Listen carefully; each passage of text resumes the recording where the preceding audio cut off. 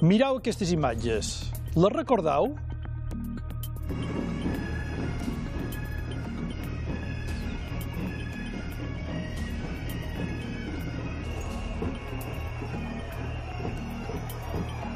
Bon vespre. Efectivament, són de la manifestació de fa 2 anys, precisament de final de setembre de l'any 2012.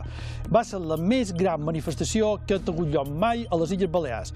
Una manifestació contra la política de l'ensenyament, de la política educativa del govern de José Ramón Bauzá.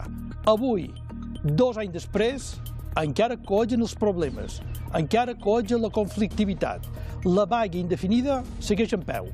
D'això avui en parlarem en directe aquí, Avui Actualitat, amb un dels protagonistes d'aquesta mobilització, amb Iñaki Aicart, portaveu de l'Assemblea de Docents.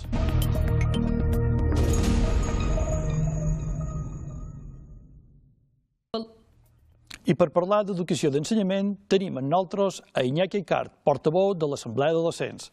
Bon vespre, senyor Aicart. Bon vespre. Moltes gràcies per acceptar la nostra convidada i estar aquí amb nosaltres avui. Està molt bé que ens convidin en aquest moment en què el discurs de l'Assemblea de Docents en alguns mitjans s'està quedant en segon plànol. És bastant important per nosaltres poder xerrar lliurement.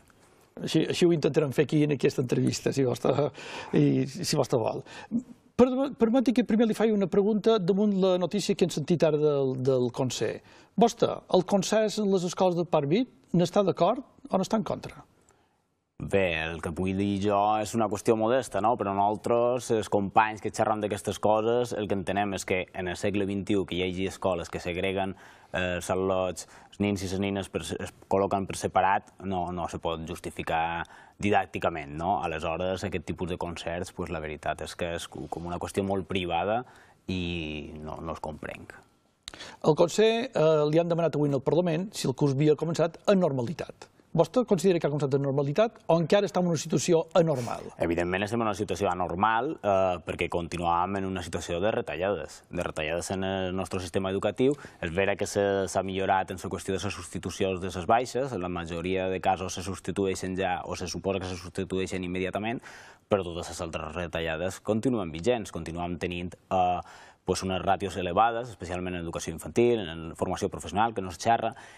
Tenim també unes plantilles, uns equips d'atenció a la diversitat, d'orientació pedagògica que estan desmuntats i que demanam dades a la conselleria i no ens donen. Aleshores, i a part les condicions laborals dels professorats són les mateixes de 2012. Aleshores, el curs no pot ser normal en aquestes condicions. Però el Consell ha dit que aquesta és la seva proposta final, que no pot fer res més. Què faran vostès a partir d'ara? Se mobilitzaran? Faran vagues?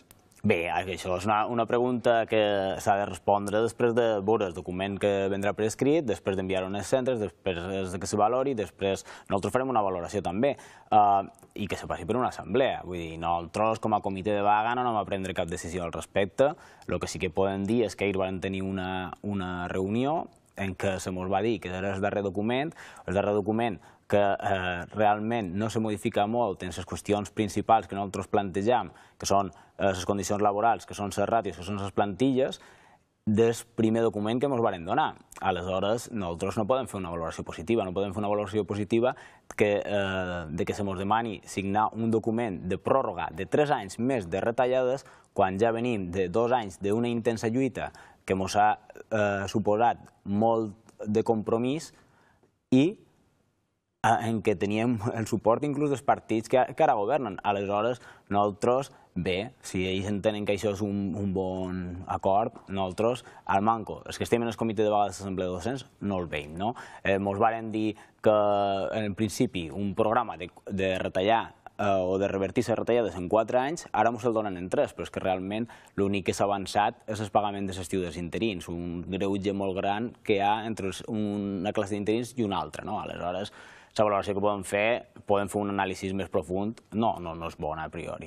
Però si m'ho permet, ara també escoltarem la valoració que de la negociació que es va tenir lloc ahir ha fet el conseller Martí March. Aquí la tenim. Molt bé. I la volem de forma positiva per moltes raons. Una, perquè pensam que d'acord amb el que va ser, en fi, el diàleg que vàrem tenir a hora baixa, jo crec que estem en el principi d'un acord que de cara a que tot el que s'havia perdut durant la legislatura passada i també tot el que estava a les plataformes reivindicatives se van complint amb una periodificació que han passat de 4 a 3 anys. Per tant, nosaltres ens mostrem satisfets amb aquest aspecte i pensant que és un principi significatiu. És difícil donar resposta a tot el reivindicació ipso facto perquè no tenim un recursos suficient com per fer-ho, però sí que de forma d'aquesta periodificació que hem fet creiem que el que s'havia perdut en el període legislatiu anterior crec que se recupera d'una forma sèria, rigorosa, adequada. Ara nosaltres esperam que hi ha l'Estell i Comissió d'Obrer que s'han pronunciat de forma més positiva respecte a la reunió d'ahir i que després l'Assemblea Docent que s'ha plantejat crítiques més profundes en aquest acord inicial que van arribar i nosaltres ara, a final d'aquesta setmana, durant aquesta setmana, enviarem a tots els comitès de vaga un document que nosaltres considerem definitiu perquè sigui ratificat sí o no per els comitès de vagues. Senyor Icart, han començat el programa mostrant les imatges de fa 2 anys de la gran manifestació, la més gran manifestació que ha tingut lloc mai a les Illes Balears, contra les polítiques educatives del govern de José Ramon Bauzá. Aquest govern que hi ha ara, el govern d'Ana Francina Mengol, que no eren amics seus? Bé, nosaltres entenem que els programes electorals dels partits que donen suport a aquest govern estan en la línia de les nostres reivindicacions.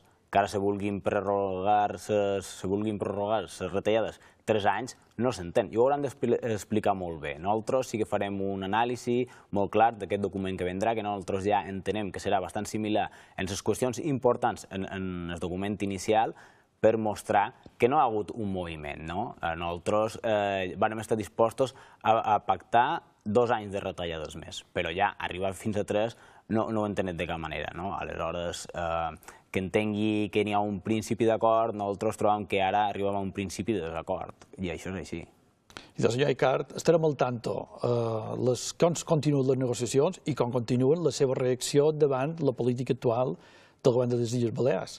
Moltes gràcies per venir, per estar aquí amb nosaltres i seguirem en contacte.